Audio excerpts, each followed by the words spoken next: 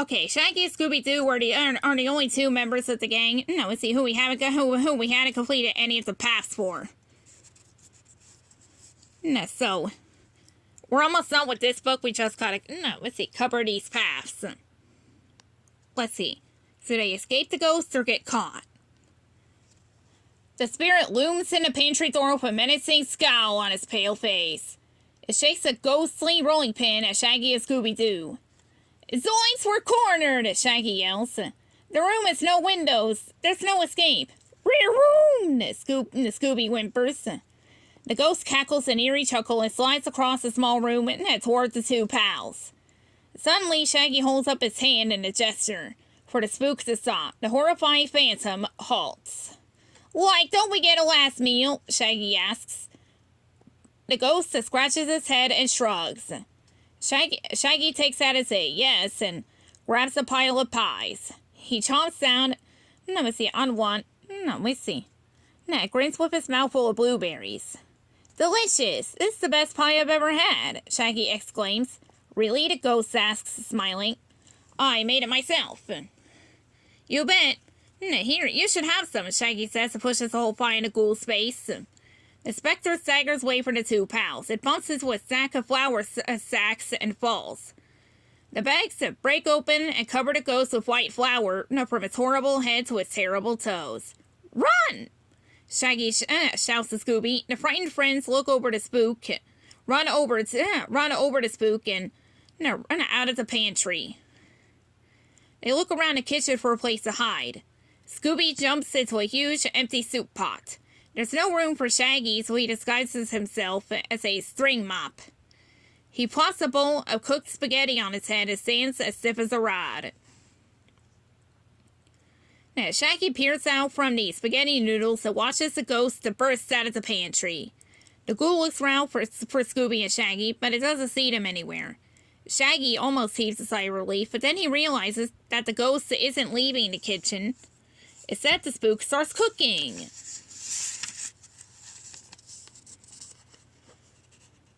Shaggy tries not to go too loudly, as he sees the specter chop vegetables and dump them in the pots where Scooby is hiding. Next, he tosses in some herbs, Cajun spices, a piece of chicken, and sausage. Shaggy realizes that Scooby is about to become the secret ingredient for a special Sooner gumbo. No! Scooby-Doo, I'll save you! Shaggy shouts and abandons his disguise. The ghost is startled by Shaggy's sudden appearance, and so is Scooby. He pokes his head up out of the pot, snacking on some okra and shrimp. Racy, Scooby declares. Run, Scoob, or you're going to be what's for dinner, Shaggy warns his pal. As soon as Scooby-Doo realizes where he is, he leaps straight up and out of the pot. He collides with the pot rack above his head. Clang, bang. Suddenly, Scooby is wearing the cookware.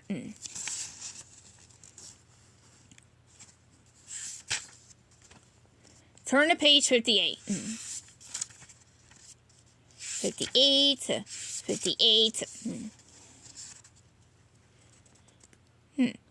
Now, Scooby-Doo leaps up out of the cook pot and comes down holding a fry pan in one paw. To face the fearsome phantom at the kitchen. Scooby's tangled with the pot rack, leaps and covered in accidental skillet armor. Suddenly inspired, Scooby strikes a martial arts pose. Like your samurai, Scooby-Doo, Shaggy says. He straps on a baking sheet as the pie plates. It's time for a little kung pow action. The ghost chef gasps at the sight of Shaggy and Scooby garbed in shiny stainless steel. They look like knights in gleaming armor. Then the ghoul's face turns into a gruesome grimace. Now it's time for Shaggy and Scooby to strike a new pose. Frozen in fear. Zoinks, we're doomed! Cries Shaggy.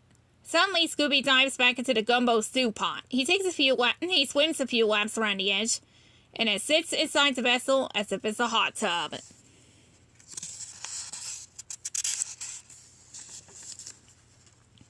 Rummy! Scooby says and gulps down a ladle full of gumbo.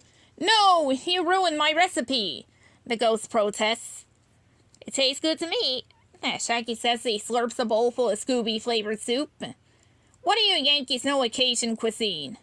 The spices, the sauce, and the sausage, Uh-oh. The ghost stumbles to a halt. You figured out who I am.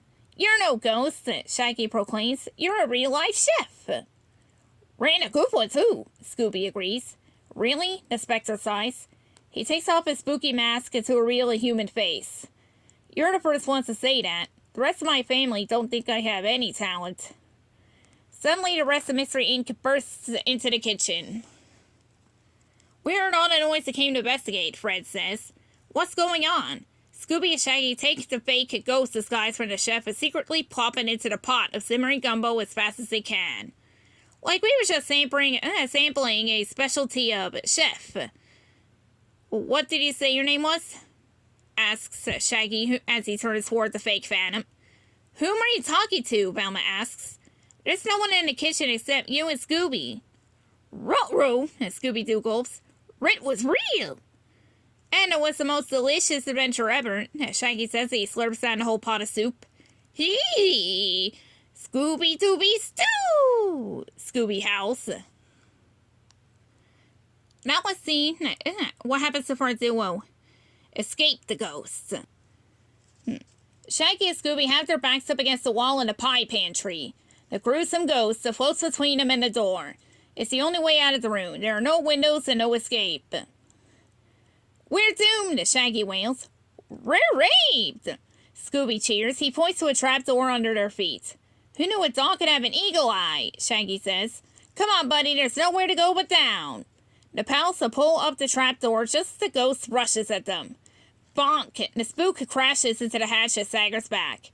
It rubs its haunted head as Shaggy and Scooby escape down the opening. The trapdoor shuts above their heads, and the pals are plunged into darkness. The whites of each other's eyes are the only things they can see. The air is chill, and Scooby can feel dirt under his paws.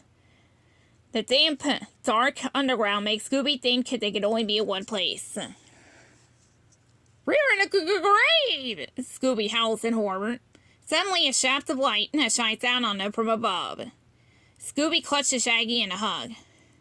Righto, let's see, wanna go right to the right, he sobs. Scoops, that's not an angel coming for us. Shaggy points up at the pale figure glaring down at them. It's the kitchen ghost. The frightening phantom starts to float down towards terrified friends. Dig! Shaggy shouts. Scooby becomes a tunneling machine. His paws spin and he burrows like a gopher into the ground. So does Shaggy. He imitates his canine companion and makes like a prairie dog. Shaggy and Scooby burrow blindly until they finally break above ground. Shaggy pokes his head up out of the dirt and looks around. Scoobs, you're not going to like... No, let's see. No, where we are. Now, Shaggy tells his friend, like, I don't even know where we are. Turn to page 38.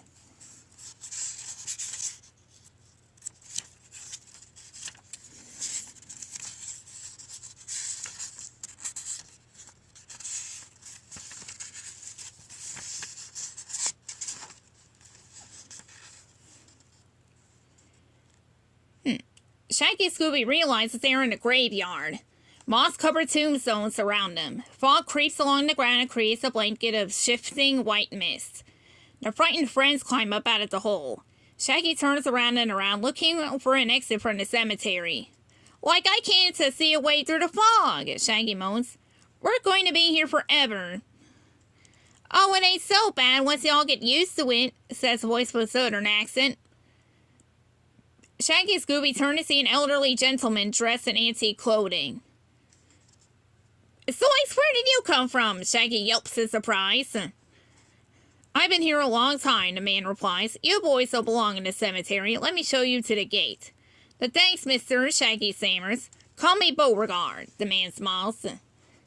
Shaggy and Scooby are very happy when they see the gate. They rush towards the exit, but Beauregard stops them. Will y'all do something for me when y'all get back up to the house? Beauregard asks. The word he whispers in their ears make their eyes go wide. They run away from the old man as fast as their legs can carry them. Now Shaggy and Scooby burst through the front door of the house. They find the rest of the gang in the foyer talking to a woman dressed in black. Where have you been? Daphne asks. We've been talking to an old man about a ghost problem, Shaggy replies. Oh, can you help my family? This house has been haunted for years, the woman pleads. We see. Never fear, Mr. Ink is here, Fred announces. We're experts on the unexplained, and we know a ghost who has some explaining to do, Shaggy declares. Let's roll, Scooby exclaims, pointing towards the kitchen. When they all reach the mansion's kitchen, they are confronted by the spooky spirit. Yeah, it's the ghost, the woman shrieks. Like you mean fake ghosts, Shaggy declares. Scooby sits on the ghost's chest, and Shaggy pulls off its mask. A man's face glares at the gang. You meddling kids, the guy grumbles. Uncle Buford, the woman exclaims. I've been posing as a ghost to get you to abandon the house so I can be the only heir, Buford admits. How did you know? No, let's see, like the old guy in the cemetery told us, Shaggy says. His name was Beauregard. You mean Great-Grandpa Beauregard? The woman gasps. He's been dead for 100 years. That's the end of that one.